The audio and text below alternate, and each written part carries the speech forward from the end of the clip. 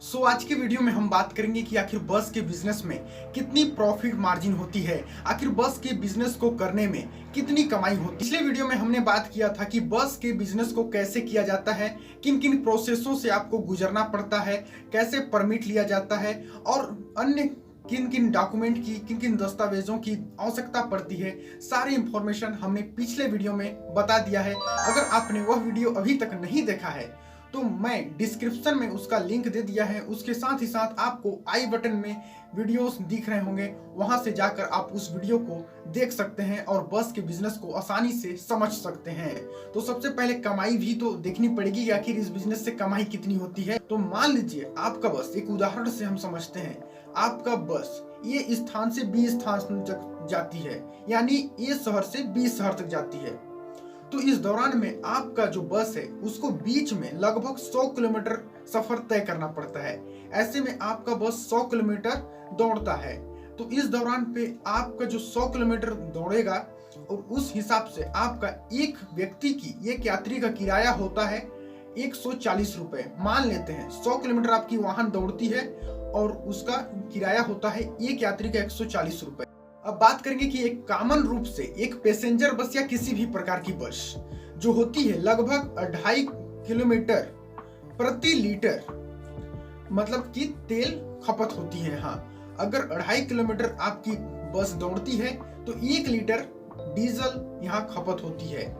तो यही हिसाब से अगर आपकी बस 100 किलोमीटर दौड़ती है तो इस हिसाब से लगभग 40 लीटर डीजल खपत होती है। और अगर आज की भाव से इसको इंटू करें तो लगभग 100 रुपए प्रति लीटर डीजल का भाव है। तो यही 100 इंटू 40 कर देते हैं तो लगभग 4000 रुपए आपका तो डीजल में ही खर्च हो जाती है। एक चक्कर आपकी बस चलती है तो आपके डीजल का खर्च 4000 रुपए आ जाती है। वहीं बात करते हैं सवारियों की। कभी कभी तो आपने खुद ही अपने आसपास के बसों में देखा होगा कि बैठने के लिए जगह नहीं मिलती है। आधा सवारियों को तो खड़े खड़े यात्रा करना पड़ता है। लेकिन कभी कभी ऐसी भी वक्त आ जाती है कि आधी सीट तो खाली ही रह जाती है, सवारियों की काफी कमी हो जाती है। तो कभी कभी काफी ज्यादा सीजन बाय सीजन होती है। लेकिन मान लेते हैं एवरेज आपके बस में लगभग 50 यात्री हरदम यात्रा करते हैं। तो इस दौरान पर 40 इंटू 50 कर देते हैं। तो इस दौरान आपका जो एक चक्कर अगर बस दौड़ती है तो आपका किराया हो जाता है 140 रुपए के दर में 7000 रुपए आपका अप्रोक्स बन जाता है। जिसमें अगर हम माइनस कर देते हैं 3000 रुपए, 4000 रुपए मतलब माइनस कर देंगे डीजल की, तो आपका अप्रोक्स 3000 रुपए एक चक्कर में बचता है। अगर आप दिन भर में 2 चक्कर बस चलाते हैं तो इस दौरान में आपका 6000 रुपए बच जाते हैं। तो ऐसे में अगर आप 1 महीने तक बस चलाते हैं तो 1,80,000 रुपए यही बच जाती है। डीजल काट कर आपको महीने के 1,80,000 रुपए बचता है। लेकिन उससे भी और ज्यादा काफी खर्च हैं, हम उनके बात करते हैं। एक ड्राइवर की सैलरी 25,000 रुपए होती है, एक कंडक्टर की सैलरी 12,000 रुपए, गाड़ी मेंटेनेंस लगभग 25 से 30,000 रुपए होती है।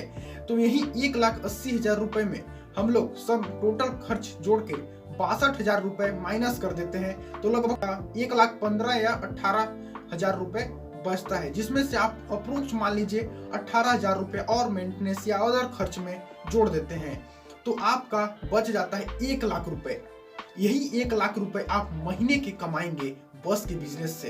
तो आपको प्रॉपर्ली समझ में आ ही गया होगा कि बस के बिजनेस को करने में कितना प्रॉफिट मार्जिन होती है।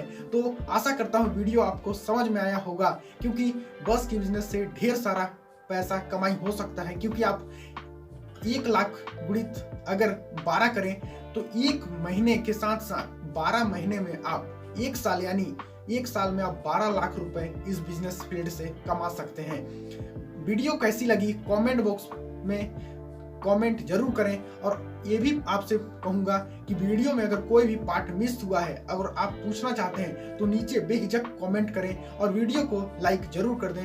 चलिए मिलते हैं अगली वीडियो में किसी और बिजनेस आइडियाज को लेकर। तब तक के लिए जय हिंद, वंदे मातरम।